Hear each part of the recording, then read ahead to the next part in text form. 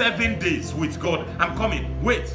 This situation, hold on, I'm coming. Yeah. No, you can't waste my destiny like this. Oh, my business, I open Monday to Friday, no customer, nothing. The only one that comes is the one that comes to buy something of 10 naira and return it after 2 hours and say they are not buying again. Hold on, shop, I'm going to close you for 3 days. Yeah. Let me spend some 3 days with God and let me return. The first guy broke your heart, second one broke your heart, third one broke your heart, and you are still there until they will break both the liver, the kidney, and the large intestine, and there will be nothing to break again. Say, hold on, I'm coming. Somebody is not coming again. Hello, babe. You look so tomatoes. You say, so hold on. I know I look tomatoes. Let me settle some things first. I'm coming. Then you enter your closet and carry the Bible. Those of you connected with the service of today, you heard what my wife was saying when she was pregnant with our second son. She's a pastor's wife. I've prayed for her, prayed in the midnight, I've fasted and prayed, laid hands on her and all that. But she asks herself, is it only the one that my husband prayed for me about this thing that I'm going to work with?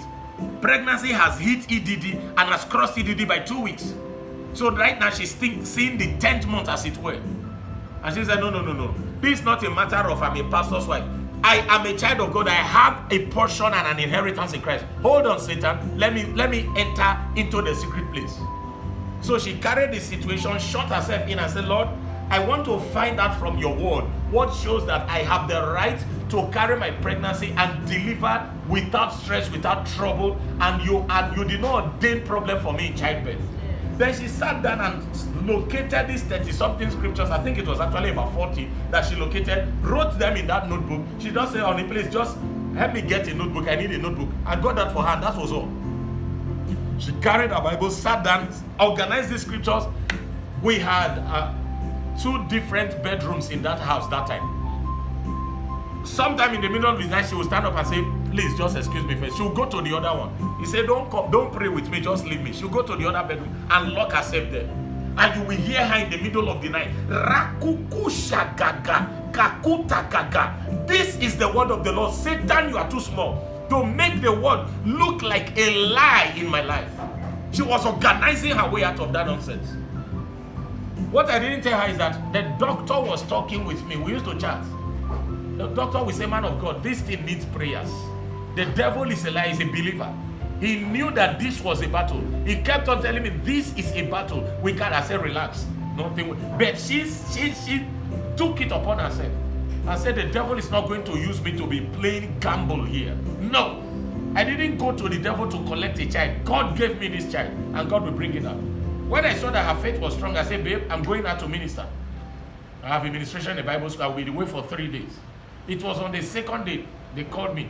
And it was when she was in the labor ward that the nurse who is a deaconess in the church said, oh, you have exercised faith in my presence, I've seen, but at this point, we need a higher authority. Your husband is your husband, he's my pastor, he's your pastor. I'm going to call our pastor now to pray. You see? Then the woman called me and said, man of God, please, Mama is in labor, we need your prayers. I know that she's your wife, but right now we are calling on you as a man of God. We need your prayers. So I spoke and I said, congratulations, your baby come out now. When I hear from you again, it will be good news. Then I cut off the call. In 30 minutes time, they called me back and said she has delivered. Do you see what we are talking about? Yes. You cannot be irresponsible. My father is a pastor. Satan will wipe you out neat. If your father like, let him be Archpope. Yes. Satan has no respect for all that. I'm personally from a 3rd generation of priests. My grandfather was the first priest in my lineage. My father was, and both of them died doing the work of God. And here I am. So I could have sat down and said, well, you see, my grandfather was a pastor, he was a church planter, was a missionary in the Gold Coast and Diamond Coast, and he died there, and my father did the same. Satan will be clapping for you, say, well done. It's people like you I'm looking for. We deal with you very well. When I discovered that relationship number 1, 2, 3 wouldn't work, and it was following a pattern, I said, hold on. Let me organize myself in a 21 days prayer and fasting. And it was at the time that I prayed until I physically passed out. Fell on my bed. I was alone in the room. I could have died. But God knows I was up to something. Then he opened my eyes and said, this is what happened. And I began to reverse that arrow. And then after, I met this pretty damsel, chocolate, sent from heaven and we are married now. God punished the devil. I could have sat and said my father is a pastor, my grandfather is a pastor. I would, maybe up till now I'm not married. So you must be spiritually responsible. Be responsible for your life. Lay hands on me, lay legs on me. No. Lay hands on yourself.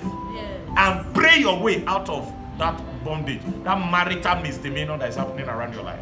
Spiritual responsibility is a must. Is a must. If I begin to count for you the class of seeds I sow and the heavy duty prayers I did before this marital destiny was established, you will know it's not a joke. The year that I married